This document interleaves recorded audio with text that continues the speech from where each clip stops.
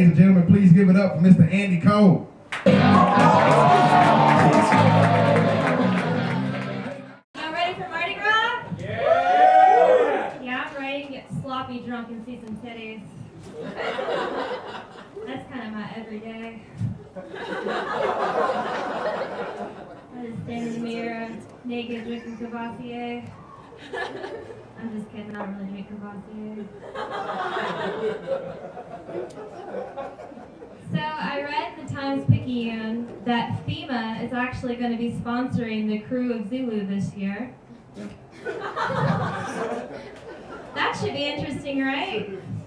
The parade has not actually been routed yet. They're going to wait till the day after it happens. And then figure it out. Some of the floats may be redirected to Houston. They're going to straighten it out in about 5 years. That's if Brad Pitt helps them out. I'm just kidding. I love Louisiana. I recently got back from California, from Los Angeles. Yeah, it was pretty cool. They say that Baton Rouge is the Hollywood of the South. I can see some similarities. The main difference between Los Angeles and Baton Rouge is that in LA, more people think I'm Taylor Swift. Less people care. There are a lot of Mexicans in California. I'm not complaining, I'm just stating a fact. It's popular to be Mexican in California. And I did not know this before I went to LA, but apparently Mexicans are horribly racist. And I went to, and I mean, I like Mexicans. I'm glad for all of the cultural contributions they give into our society, you know, like tequila, piñatas, little bottles of tequila you can put inside of piñatas. Brilliant, Mexicans. Good job. But I went to a comedy show in West Hollywood, and there's a Hispanic guy valeting cars. And now, I don't think that under normal circumstances, this guy would go to the trouble of stealing the Kia Sofia that I was renting. But I'm not just gonna hand him the keys and make it easy for him. I don't care how lazy people say they are. You can't just give him the car.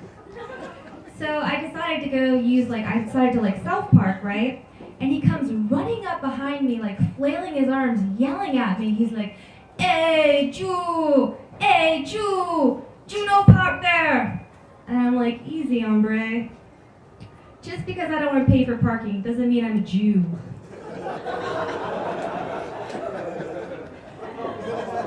I'm Catholic. That's racist. It's horrible. I know what some of you are thinking, and the answer is yes. I have been the victim of racial discrimination. It's true. People don't judge me on the content of my character. They focus on the color of my hair. Guys always want to tell me dumb blonde jokes. I'm gonna be honest, I don't get them. This one guy told me, he was like, "Hey Andy, you know how to kill a blonde?" I don't know, rat poison? Go ahead, tell me your joke, Joker. And he's like, "You put a scratch and sniff sticker at the bottom of a pool." Oh yeah, that'll totally get him, because stickers are very effective underwater. Took a dumb blonde to find a loophole in that joke. No, but I'm naturally blonde. I'm not gonna dye my hair just so people think I'll be more difficult to murder.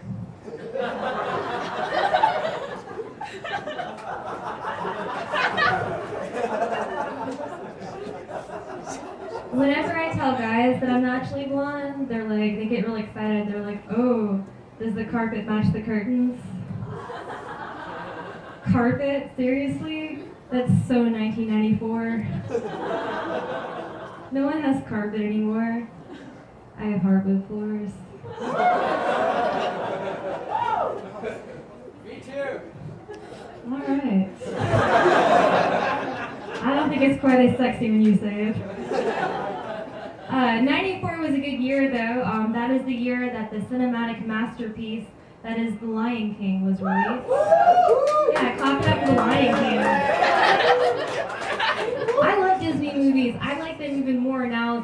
adult because I understand them better.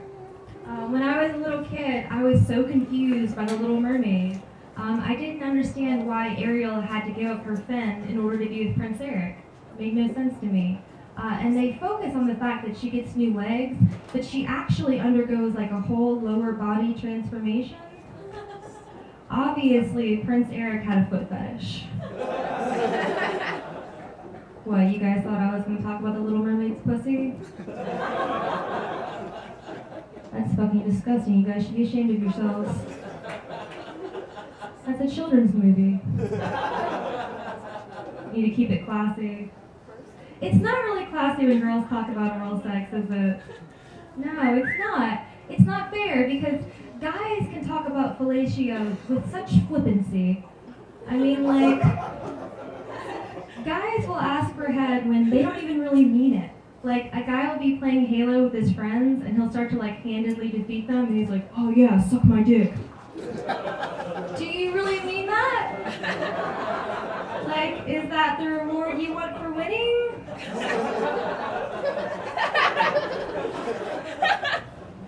You would never hear a woman tell another woman to eat her pussy in anger. It just wouldn't happen. But ladies, I don't think we should go that route. I do think we should become more comfortable talking about oral sex. I think we should be able to talk about it figuratively, but we should put a positive spin on it, right? Like, we could use it as a term to express delighted surprise. Like, you could say, well, lick my clit. I got way more back on my tax return than I was anticipating. Or you could use it as like the ultimate compliment, right? Like you could be like, gee, John, thanks for helping me file my taxes. Eat my pussy. No, really, go ahead, you earned it. People think that I'm not a sweet girl, but I really am. I'm actually very, very nice. I like to help old people cross the street. I don't mind yelling at the hearing impaired. But I do have like one teensy tiny little vice against the disabled. Whenever I use public restrooms, I have to go in the handicap stall. It's not my fault though. I have really long legs and some of those stalls are so tiny, like my knees will touch the door. It's disgusting, right?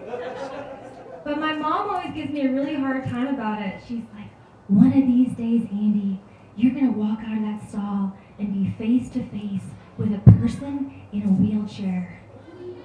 And I'm like, no, I'm not, because I'm gonna be up here and they're gonna be down here. That's not face to face, Mom. And how do they know? Maybe I have like an invisible handicap. Really, Andie? What's an invisible handicap? What kind of invisible handicap do you have? I don't know, I'm claustrophobic. That works, right? Think about it. But thank you guys so much. You guys have been a wonderful audience. And from the bottom of my heart,